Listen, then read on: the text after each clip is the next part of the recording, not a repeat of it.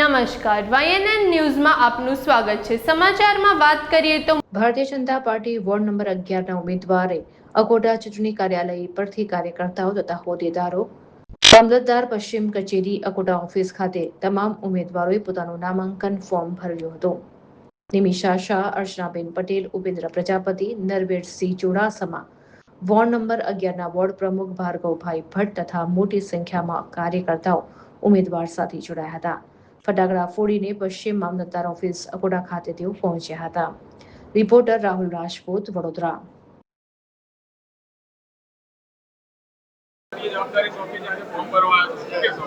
Bharatiya Janata party Gujarat પ્રદેશના સશસ્ત્ર નેતૃત્વ, વડોદરા શહેરના પ્રમુખશ્રી, મહામંત્રીશ્રી, સાંસદશ્રી, ધારાસભ્યશ્રી અકોટા વિધાનસભાના જે એમને મારી પર વિશ્વાસ મૂકીને મને જવાબદારી સોંપી છે એ નિષ્ઠાથી હું નિભાવીશ।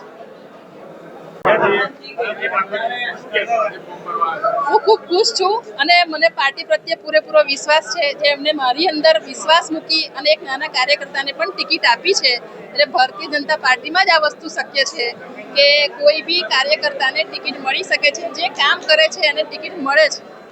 બસ એ મને એ વસ્તુનો આનંદ છે।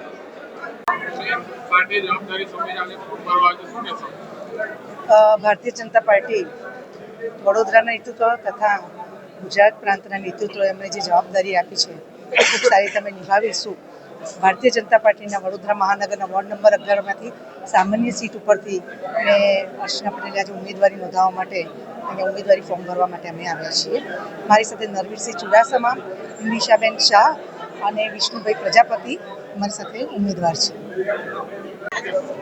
જી બિલકુલ, ભારતીય જનતા પાર્ટીએ વોર્ડ નંબર 11માં મારા પર ફરીથી વિશ્વાસ મૂકીને મને ફરીથી ચૂંટણી લડવાની તક આપી છે। અમારી સાથે બીજા 3 ઉમેદવારો વિષ્ણુભાઈ પ્રજાપતિ, અર્ચનાબેન પટેલ અને નિમિષાબેન શાહ। અમને સંપૂર્ણ વિશ્વાસ છે કે ભારતીય જનતા પાર્ટી દ્વારા જે કોઈ વિકાસના કામો આગામીના અને ભૂતકાળમાં કામો થયેલા છે એના આધારે જ જનતા અમને ખૂબ જંગી બહુમતીથી જીતાડશે। અમારા કાર્યકર્તાઓનો ઉત્સાહ, કાર્યકર્તાઓનો સાથ અમારી સાથે છે। એ જ સાથે આ ચૂંટણીના પર્વમાં આપના જ માધ્યમથી દરેક લોકોને અપીલ કરું છું કે આ મતદાન અવશ્ય કરો।